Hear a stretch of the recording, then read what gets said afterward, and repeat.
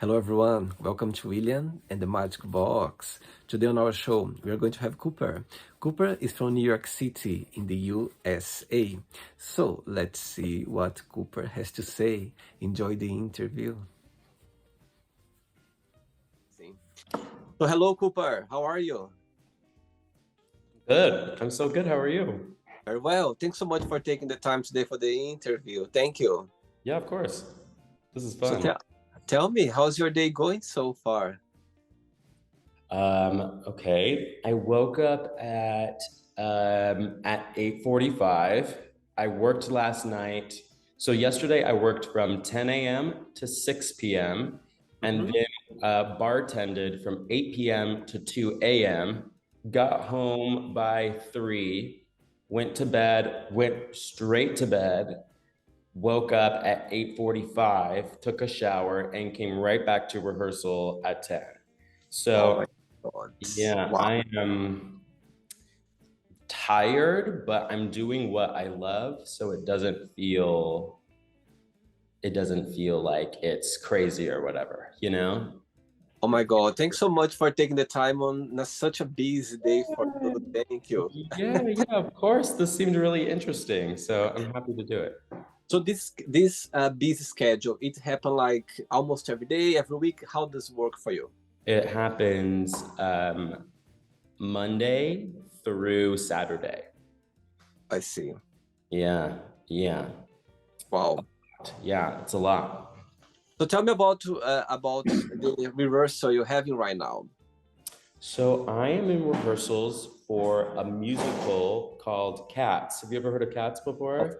course, of Yes. course. So I am in rehearsals for a musical called Cats, and it is this version that we're doing is a total reimagining of Cats, and it's set in the Harlem ballroom scene. So like the TV show Pose, or the documentary Paris is Burning, like that kind of language. So everyone isn't a cat. It's the category of the evening is cat. And it's the same musical, but told in modern bodies with ballroom language. So there's like a lot of voguing. Every song is a different category. But it's the same basic story. And so, there's beats inserted into the show. So it's a lot of work of just like planning how to reimagine it and things like that. I am the associate director. There's two directors, Bill Rausch and Jalen Livingston, and I am their assistant essentially. So I'm helping them with the blocking and the planning and the teaching and the motivation and the organization and communicating with the cast. And so doing a lot of that work, which is really, Wow. really great. And Mhm. since when you start doing the rehearsal? Since it's been for a while or not? So we are in our second week of rehearsal. So we Okay. started last Monday. And when the play starts, do you have a date already or not? Yeah. Still. So previews start. Previews basically meaning like the show opens, and there's an audience there. However, the production team is still there watching the show and taking notes and making changes. An actual opening night is June 15th.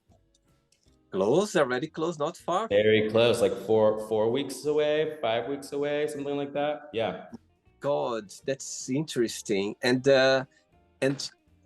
this gonna be just in New York City for now, or Yeah, so just New York City for now. So the show is performing at the Perlman Arts Center, which is a brand new performing arts center that they built on World Trade Center. So it's next to the World Trade Center building. So it's it just barely opened and it's part of their first season. And it's their first musical they're doing there, which is really, really exciting. Mhm. wow, amazing. Yeah. Okay, Cooper. And tell me where you're from. I'm from Salt Lake City, Utah.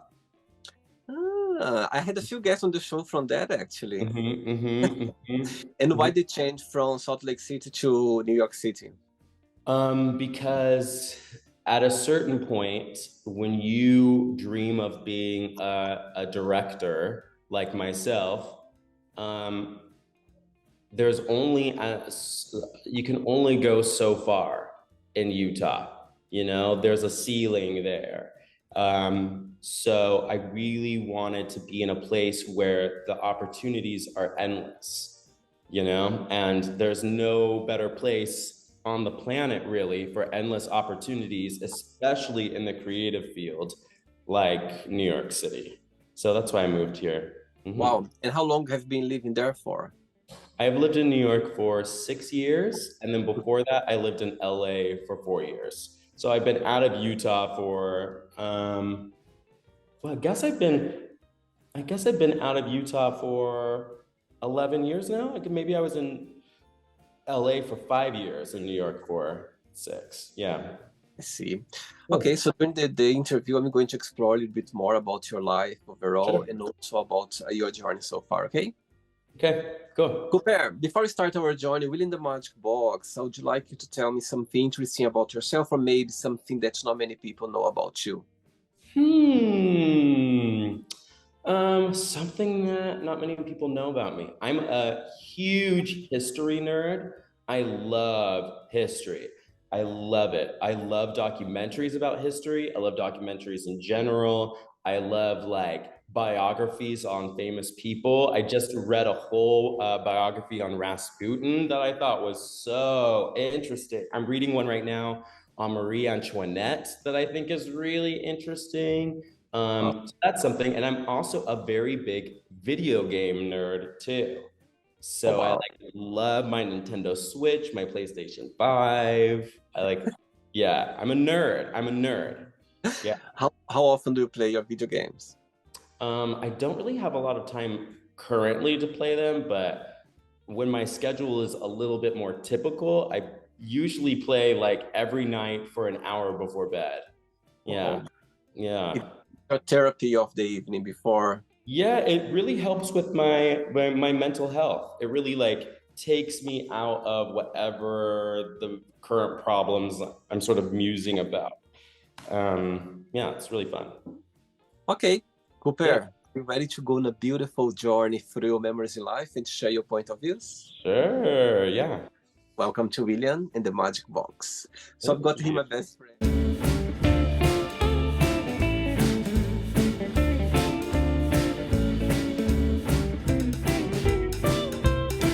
Okay, full of random questions. I'm just gonna play a song now just for us to relax a bit before the first question, okay? Okay. All right, Okay. let's do it. Right, so before we start the game, during the journey, if it comes up a question that you don't want to talk about, for some reason you don't want to answer, always can change, okay? Okay. First question for you is, what makes you the saddest? What makes me the saddest is thinking about my parents. Tell me why. My parents were both very into the Mormon church, and my dad had had an inkling that he was gay. But what he was told and taught that he needed to do was marry a woman and have a family. And so that's what he did. And he suppressed his sexuality for 30 years, thinking Wow. that, you know, as he was promised by the leaders of the church, that being gay would, I mean, that following Jesus would take his homosexuality away. And that's not how it works. And so he tried his best. But at the end of 32 years, he just sort of mentally imploded. And then he came out of the closet in his 60s, and you know, he realized how much of his life had passed without really being able to be himself. So that makes me sad, and then it makes me sad for my mom, who built a foundation with someone that she thought she was going to be with forever for 30 years, and that really ended too. And all the sacrifices she made for that marriage. And so when I look at my parents, I see two people who had a lot of dreams and a lot of hopes, and their ultimate dreams didn't really materialize. And so I love my parents. They're very good people. They do their best. But when I think about their journeys, it makes me really sad. Wow, wow! Thanks for sharing, Cooper. What a story, and it's great to see you. You know that you realize that, and you are Hmm. compassionate, and you understand their Yeah, joy. It's yeah. beautiful. Thanks. Let's say that they are watching this interview right now, and you have opportunity to send them a message. What would you say? I would just tell them that I hope they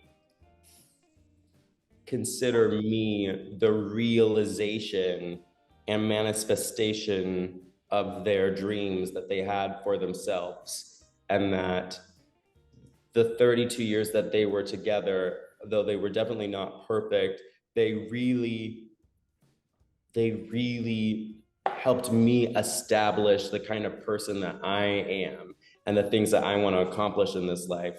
And I love who I am, and I love the things that I'm accomplishing and will accomplish. And it's all because of them. So that's what I want to say. Beautiful. And do you have siblings as well, or you are the only child? I have one younger brother Back in Utah. back in Utah. He's still in Utah. Yeah. I see. Okay. Next question. Let's do it. Hey, Cooper. Next question for you is, what three things are you most grateful for? I am the most grateful for my best friend Sawyer. I am the most grateful for my health, and I am the most grateful for my creativity. And Yeah. when you think about yourself, when you analyze Cooper, what's the best part of being you? What do you like the most about being yourself? You know, I really, in this last year, came to the realization that if life was a video game, I would choose to play as me every time. I would pick my character. I really feel like I have a lot of fun in this life. I have a lot of fun, too much fun. I really like the way that I make people feel by being myself. I really like, yeah, I really dig the person that I have created for myself. It's every day is fun and a hustle, and I really like it. Yeah. And you always had this mindset, the way of push yourself and make yourself the happiest? Yep, always. Yep. Wow, great. Next question. Hmm. But before the next question, what's the biggest joy of being an artist? You know, being creative, connecting with art. What do you like the most about the business? And the other part of the question is the challenge part of it. What that would be? Hmm. Um, it kind of feels like when you were a kid and you were on the playground with your friends and you were playing Power Rangers or playing house or playing pretend. It is that feeling, that feeling has never left me. That like feeling of being on a playground. It just feels like I get paid to have fun all day and use my imagination. And I love the stories I'm able to create with my imagination. And I really like how the stories that come out of my imagination are typically stories that help humanity explore a little bit more about what it means to be human. Wow. Um, yeah, I really love the teaching tool that art is. Wow. Yeah. Mhm. And what do you find the most challenging, more difficult about your career? I honestly don't find anything challenging about being an artist. Like, I could give you very stereotypical answers like, you're poor a lot, or, there's not enough time to do it, or, my art hasn't really exploded in like a huge way yet. But like, even through all of those complaints, at the end of the day, when I'm being creative, it's either me by myself on my laptop or with a piece of paper, or it's with my friends or whoever's with me, or I'm being paid to be in front of a group of people. There's like always a way, an opportunity, even if I'm like writing a poem on my phone on the notes app, there's always a way to be creative, and it always fulfills me. I love that, Cooper. I really like that the way you turn around the, let's say that maybe the challenge or something that comes to your mind and you find a way to just excuse that and carry Yeah, on. It's yeah, amazing. of course. Thank you. Okay. Next question is, I've got goosebumps now. I love it. I really like that. I think Thank it's you. great. My goodness, look, wow. What does happiness mean to you? Happiness means knowing that one day you're going to die and that time goes by so fast. It all just goes by so fast. And so happiness is taking a deep breath at this exact moment and finding the joy in whatever situation you find yourself. That is happiness. Like no matter where you are or what is happening to you, even if it's an extreme tragedy, there is always something to be grateful for. There is always something to be, even if it's as simple as like, well, I'm indoors right now, or I have clothes on my body, or I have a meal in front of me. You know, happiness is really embracing the the gifts that the universe gives you, no matter how big, no matter how small. Do you believe that happiness is a choice? Yes, I do. Definitely do. Hmm. Okay. Ready for another question? Hmm. Let's do it. I love that. Okay, Cooper, next question is, what do you think people need to know about each other before they get married? I think people need to be in a situation with their partner where they are already acting as if they are married. And then marriage is something that is sort of like an icing on the cake commitment before that. I think it's really hard to get married to someone who you haven't lived with yet. It's really hard to be married to someone who you haven't had sexual intercourse with yet. It's really hard to be with someone that you haven't seen them in all of their colors. What's them at their worst and what's them at their best. Actually, seeing someone at their worst is just as important as seeing them at their best. And if you can love them even when they're at their worst, that's when you should get married to someone. Yeah. Big cities like New York City, London, there is always this stigma that's difficult in the gay scene. I'm talking about. It's difficult to maintain a relationship. There is always opportunities, so many gays around. There's always, opportunities for you to meet people. How do you see that, in your opinion? Uh, It's true, or you think you still can have, like, of course, a healthy or long relationship? yeah, I mean, I think no matter where you are, whatever you expect from where you are is what you will find. So if you continually tell yourself how hard it is to meet people, it will always be hard to meet people. I see. It's a state of mind. It's a choice. Like, yes, there's a lot of people in New York City, and there's a lot of gay people in New York City, but like there's a lot of there's so many opportunities to meet those people too. It's really like an attitude thing. I've had three relationships in New York so far, and they were three unicorns. They were three really amazing people. You know, again, it's just staying positive, that the more positive you are, the more positive manifestation you create in your life. That's what I personally believe. Yeah. And I agree as well. And I think it doesn't matter where, as you said, it doesn't matter where you are. If meant to happen, a relationship, you meet someone, why not? It could be in the random places and always can happen. I think Hmm. that's what I did as well. Hmm. Next, Absolutely. let's do it next.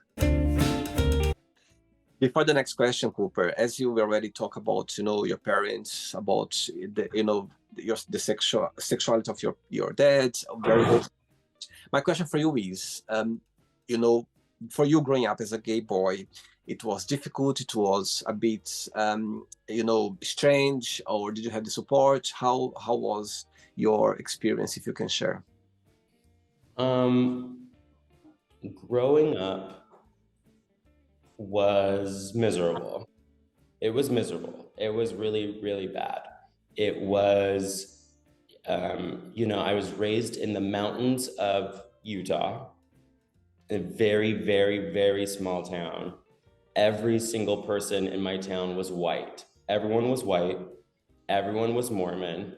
And I'm half black, which for Utah is like, that's a lot, you know? I was the only person of color in my graduating class. I mean, and I was very aware that I was gay and attracted to men, but I'm also non-binary too. So I had a lot of struggles with understanding gender constructs and really like how to fit into that role. And the combination of those three things, I was really raised in a place where no one could give me answers to anything. So I experienced a lot of racism by people who didn't know any better, which is almost worse. I think, in my opinion, racism from people who are just completely ignorant and sometimes being ignorant for the sake of being ignorant. Like my nickname in high school was Blackie.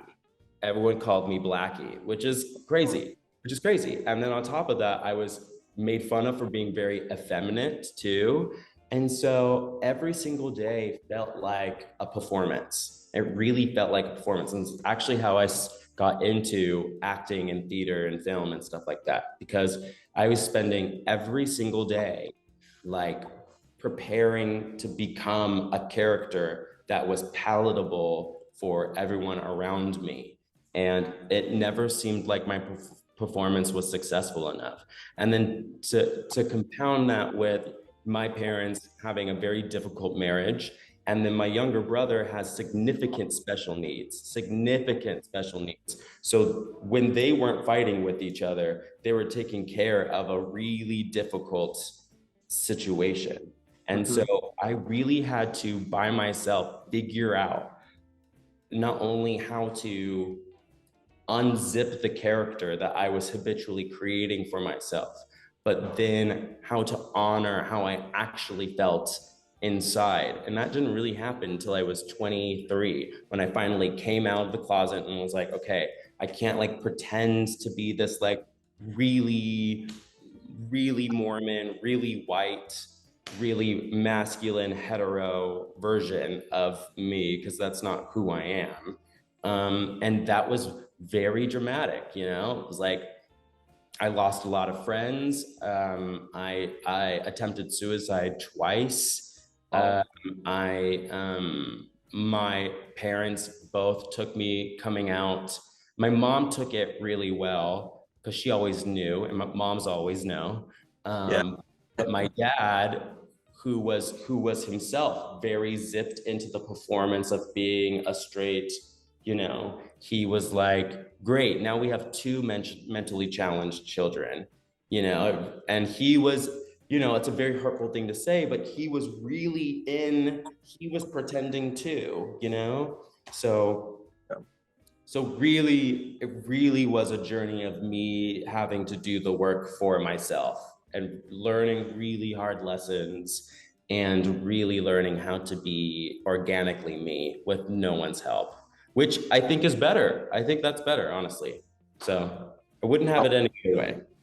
I was thinking now here when thanks again for sharing that. I was thinking to myself now, like through your words, the battles that are given to us, they give for the strongest people. You know what I mean? I Yeah, see how strong you are, and I believe that everything helped for you to get to the way you are right now.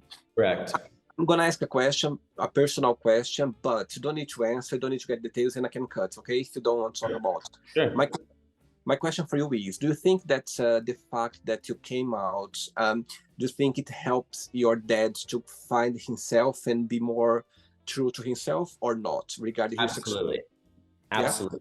I think me coming out, he came out like 3 years after me. And I Mhm. think me coming out really was the start of his brain starting to be like, okay, maybe me too. Yeah, See, I I see. definitely think that. I see. Mhm. Okay, next question for you is, if you could have a superpower, what that would be and why?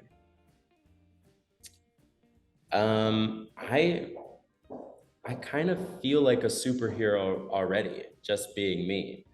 So I don't know if I would change anything about me or add or take away anything. I think like if like the cartoon answer of this would be like I would love to be like Rogue from X-Men where I could touch somebody and like steal their power or whatever, but I also really think that everybody is capable of everything. So I really do believe that like if even if there was something that someone else has that I like, I could learn and imbue that myself, you know?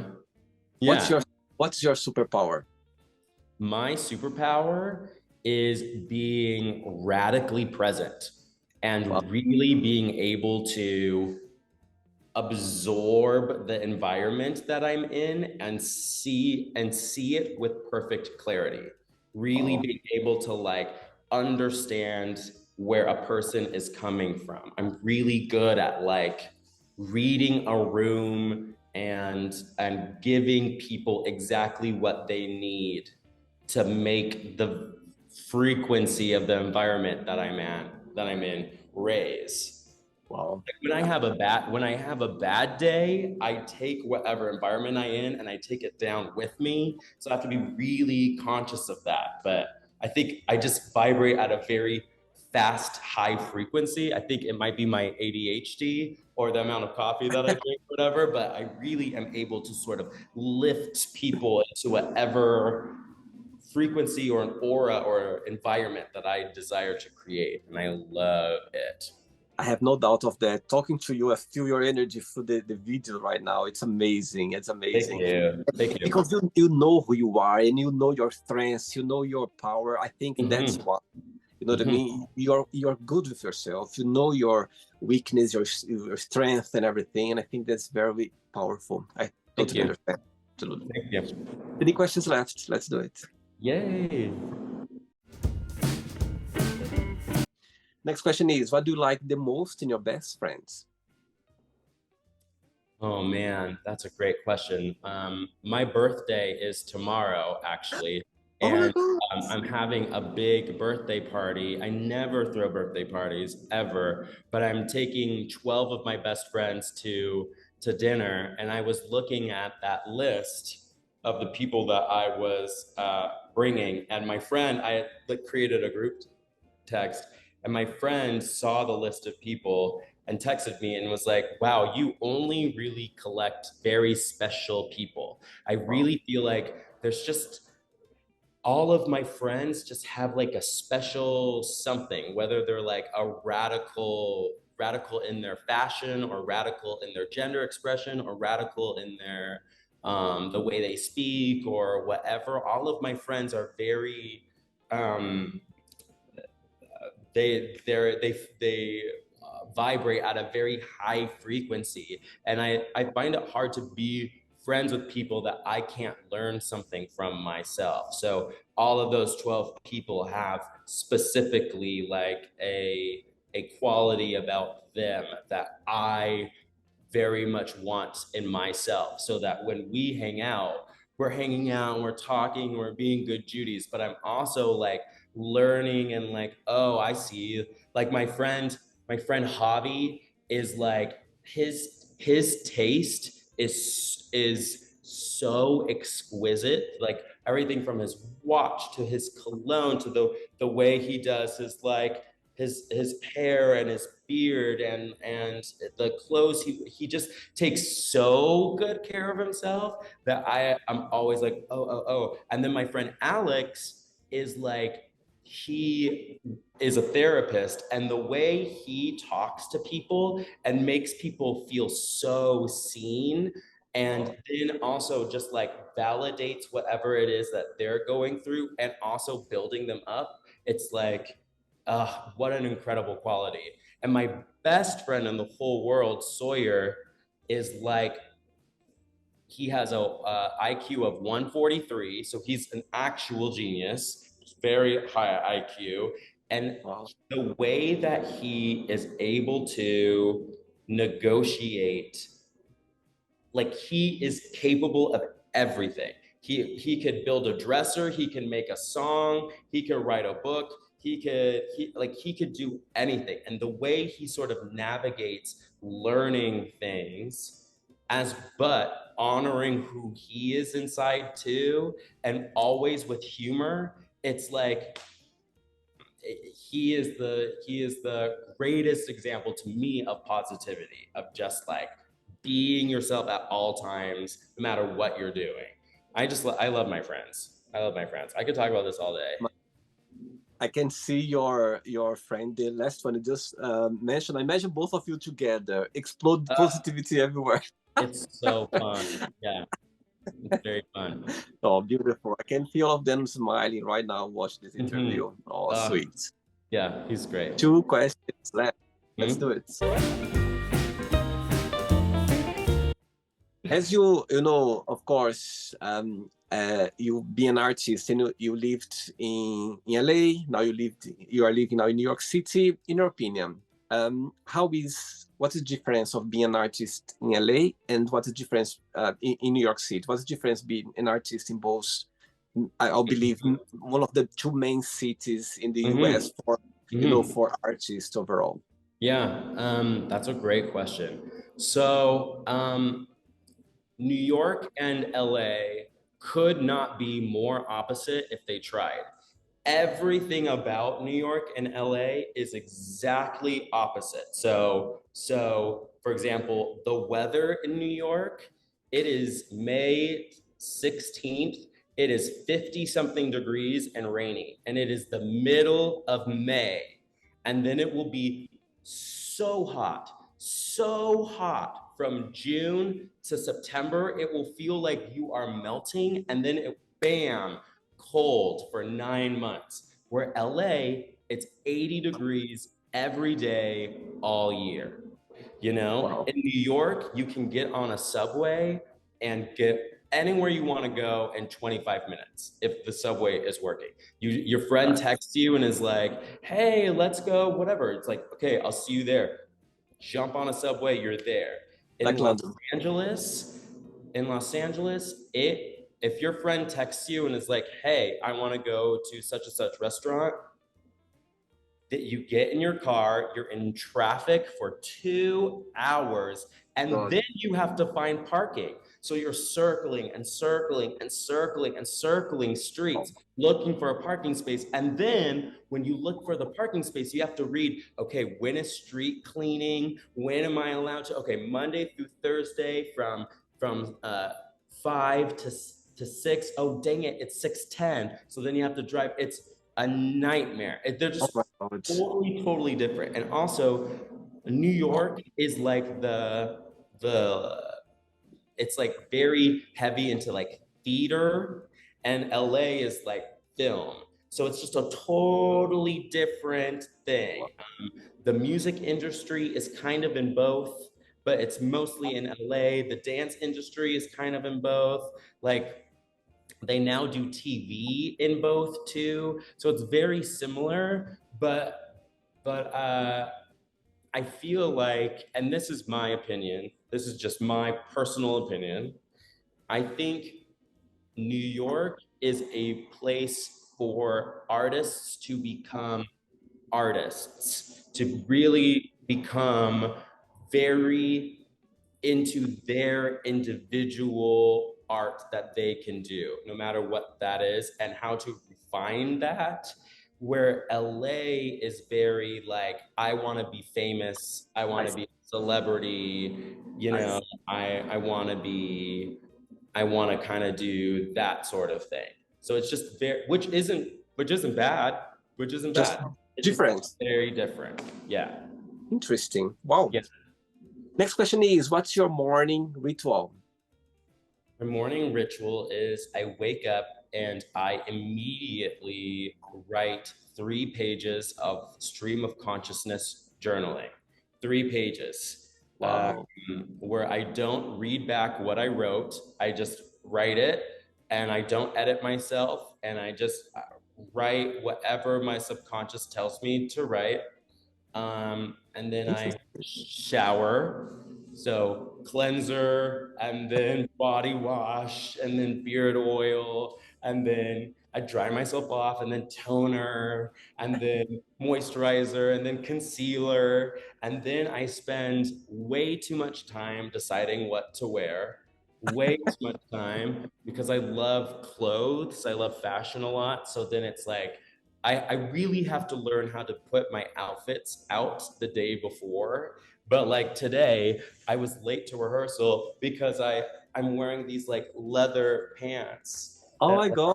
from the Nice. 70s, and I couldn't figure out if I was going to wear a tan shirt, a black shirt, or a white shirt. So it just took me forever trying to match something to these pants, which is annoying. And then when I have rehearsal, oh, you just asked for morning routine. I was Yeah. gonna give you the whole thing. Oh, I'm sorry. Yeah, so It's that's okay. my It's okay. I just love your, your genuinely a way of, explaining what's yeah, happening. And do yeah. you consider yourself to be more of a day, a morning, or a night person? I mean, I love the morning. I think if I am able to experience the morning, I have a better day because then I'm able to like see the sun and blah blah blah. But to pay rent right now, I'm working as a bartender. So I get home usually at like 4 or 5 in the morning. So I Mhm. miss a lot of the morning and wake up at like noon or 1 o'clock. So I've really learned how to become very nocturnal and much more of a night person than I would like. So in my heart, I'm a morning person. In practicality, at this moment, I'm a night person. Yeah. Amazing. Okay. Ready for the last question? Yes.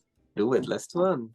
And I would like to say thank you so much for you to take the time again on this very Yes, busy. of course. I love that you're doing this. This is fun. Yeah. Thank Next Hmm. one. But before the last question, of course, today it's your last day of the year for you, and tomorrow it's a new year starting. My question for you is, when you look back in this year, just finishing right now for you, what has been the most beautiful or meaningful lesson that this year taught you so far? And Hmm. the second part of the question is, a new year starting for you tomorrow. During this time of the year and your birthday, do you do a reflection for the new year ahead, or for you, you just take how it comes?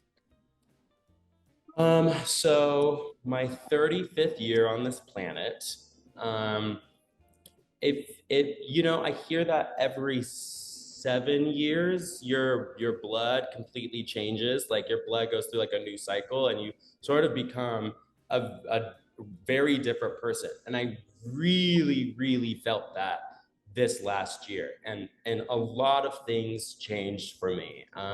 I um, went from having hair to bald so fast.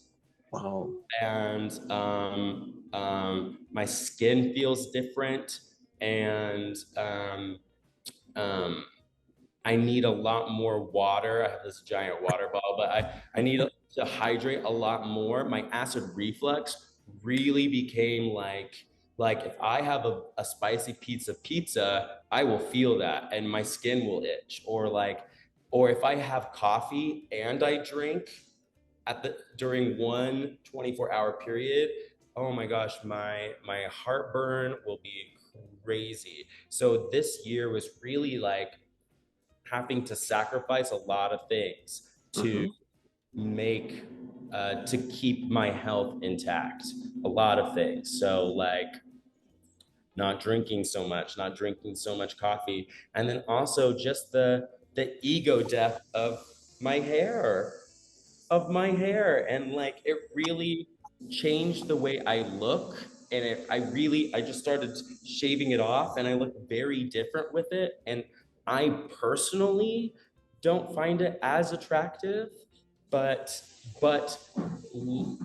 having to experience the vanity of that and just be okay, like this is my body as it is right now. I have to be okay with it, and really learning to love myself and love my body as it transitions, into older and older age.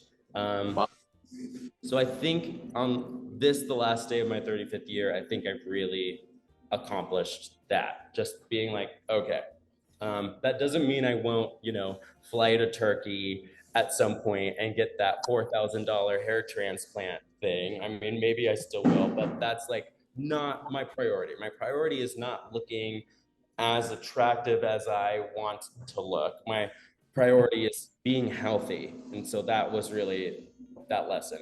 I think for 36, I really feel like I'm in a place now where all of my opportunities are aligned.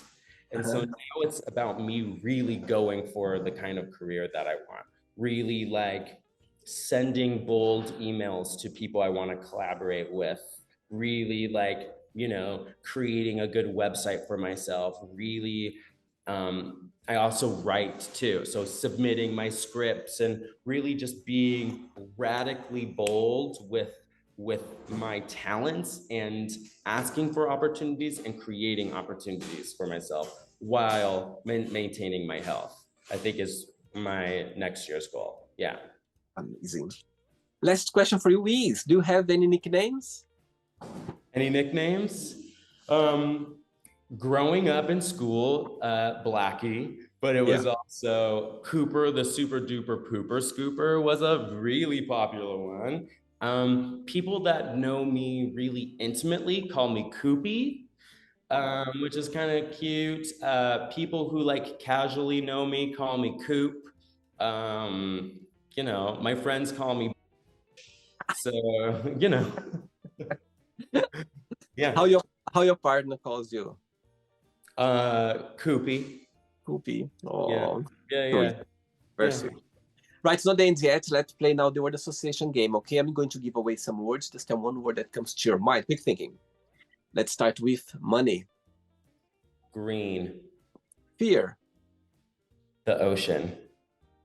Interesting. Life. Sweet. Love. Sugar. Family. Triumph. Sex.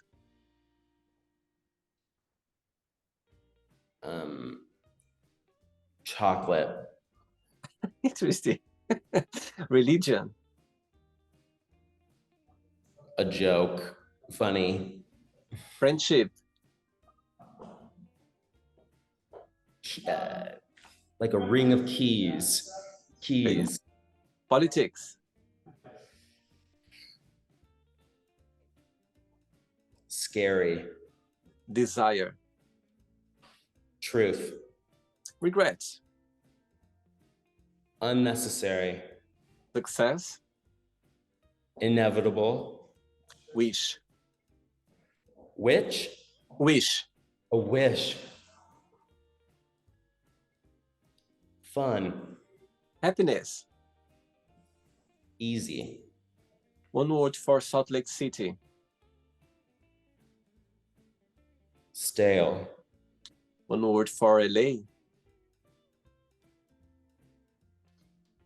Chill. Interesting. One word for New York City. Hyper. USA. Aggressive. And the last one now, artist, one word. Peace.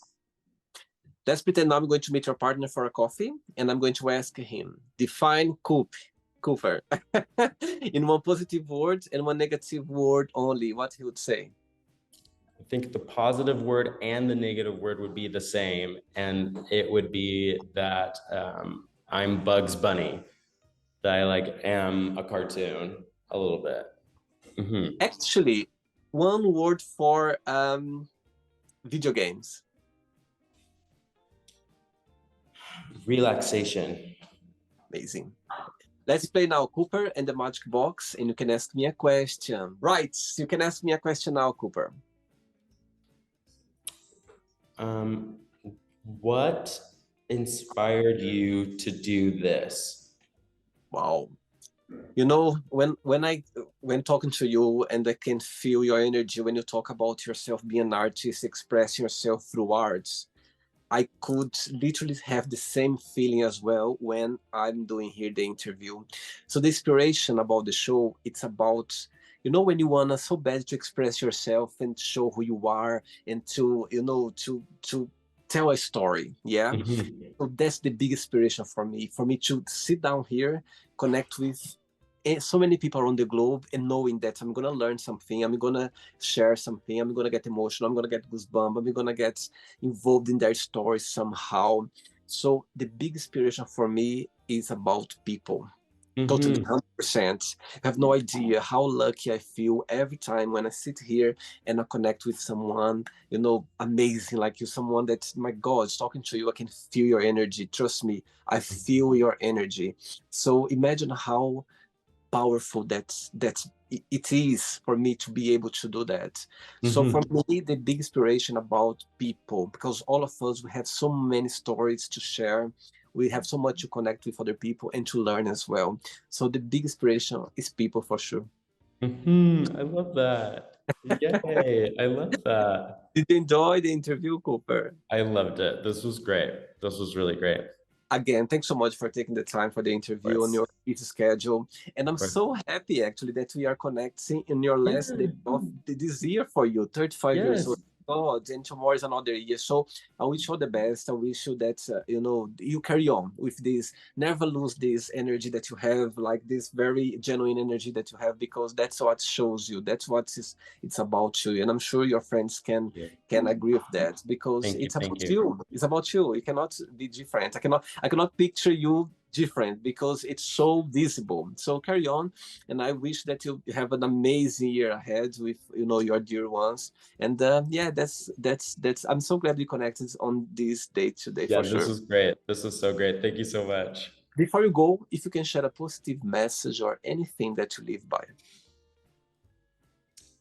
Um, my favorite quote of all time, the one that really changed my life, is when you change the way you look at things, the things you look at change. And it's by Wayne Dyer. And it's, I have found that you really can become and do anything. Like everything is a choice. The way you feel about things, the things you want to do, like everything is a choice. And when you change the way you look at it to the way you want it to be, the way you want to be, the way you want to feel, you can do that. And the things around you can also change to reflect that. Oh, amazing. Thanks so much, regards to your part and your family, and you keep in touch, okay? It was a pleasure having you on the show, okay? Thank you. Thank you. Bye, William. Bye bye. Take care. Bye. So, did you like the show? Don't forget to give a like, to share it, and also don't forget to subscribe to the channel. And if you'd like to be part of the show as well, first, subscribe to our channel, and after that, just go to our website www.williamandthemagicbox.com and send us a request saying why would you like to be part of the show. And I see you there. Bye bye. See you next time.